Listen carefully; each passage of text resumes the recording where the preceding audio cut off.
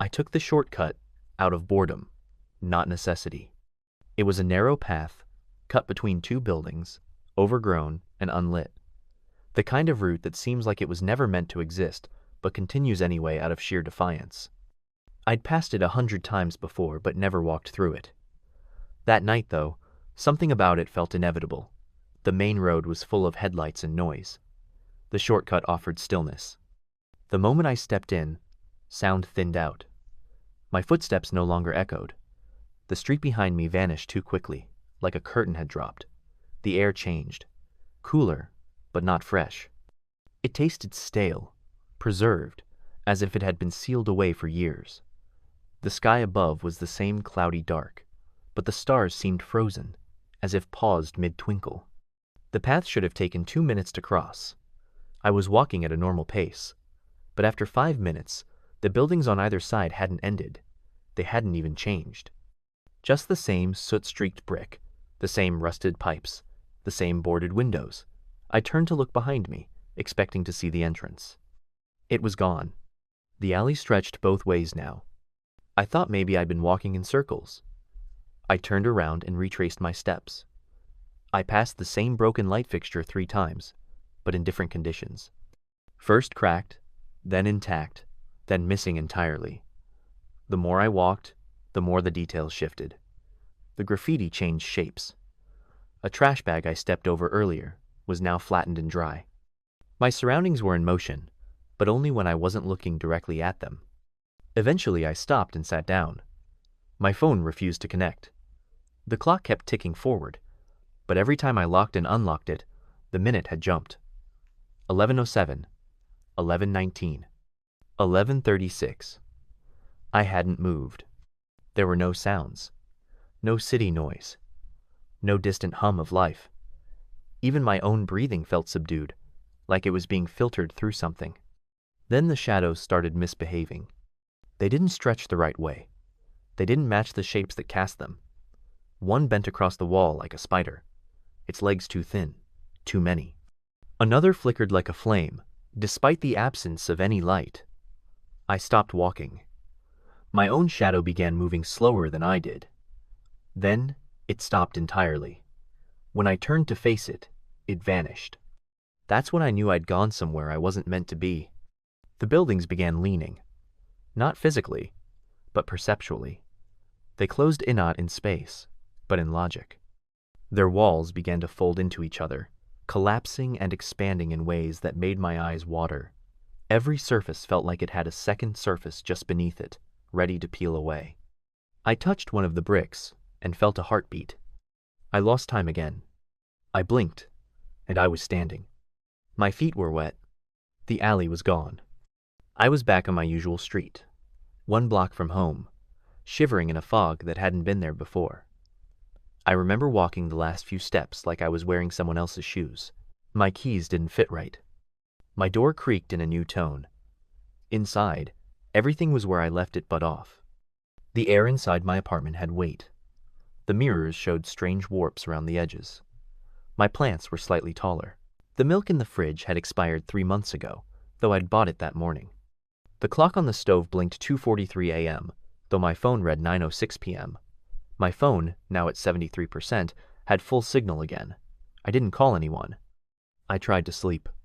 When I closed my eyes, I saw the short cutenless and dark, like it had left an afterimage on my brain. My body felt stretched, like something in me had thinned during the walk and hadn't recoiled fully. My fingers felt longer. My spine itched. I kept waking up facing the wrong way.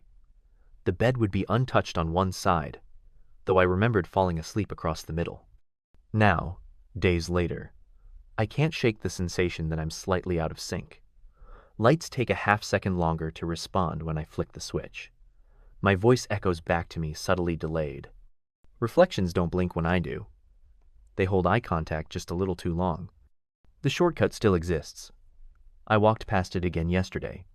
It looked the same. But now, when I glance down it, I feel watched. Not by something hostile, not yet, but by something curious. Something still waiting for me to come back. And part of me already has. It's not just the reflections anymore. Now, even the walls seem to react to me.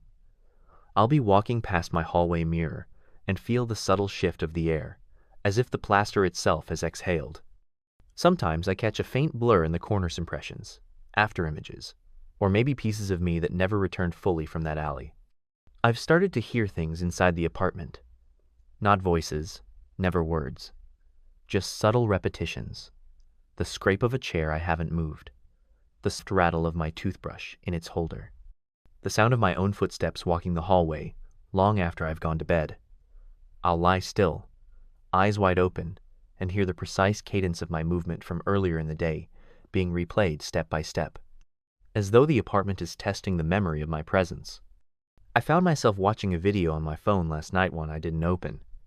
It had no title, no upload date, and no option to close it.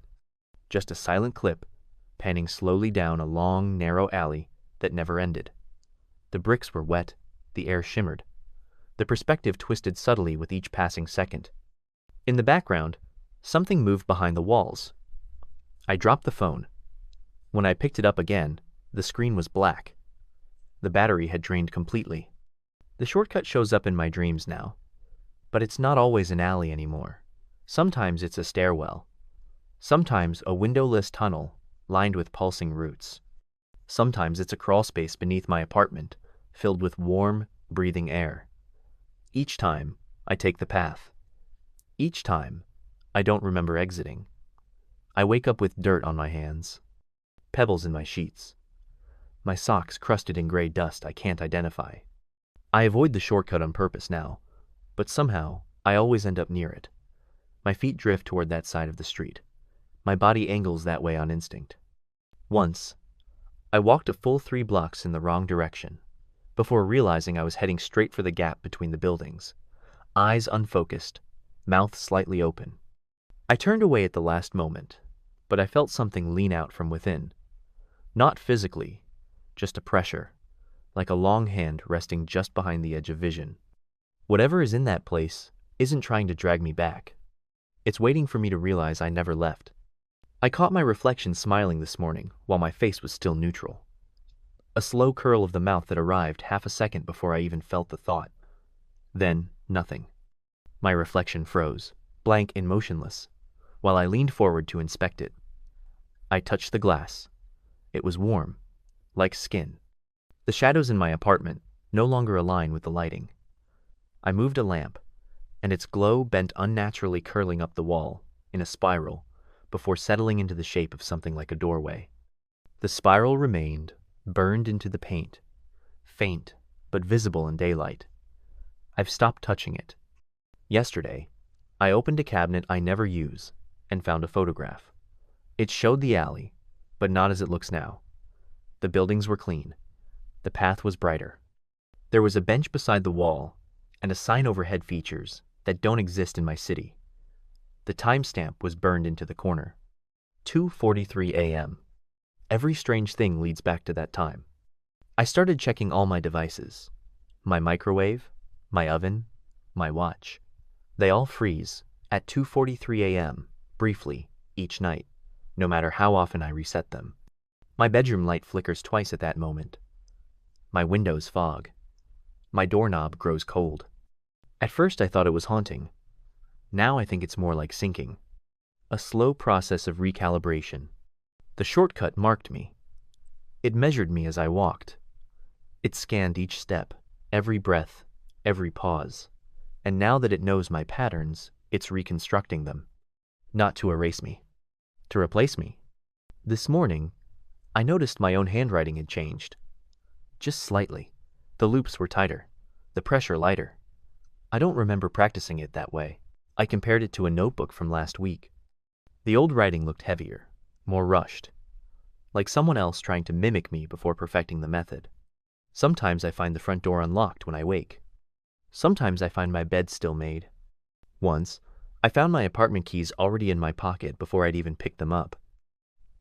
I don't think I'm alone anymore. Not in the room, not even in my body. Something followed me out of that alley. Or maybe, something sent me back.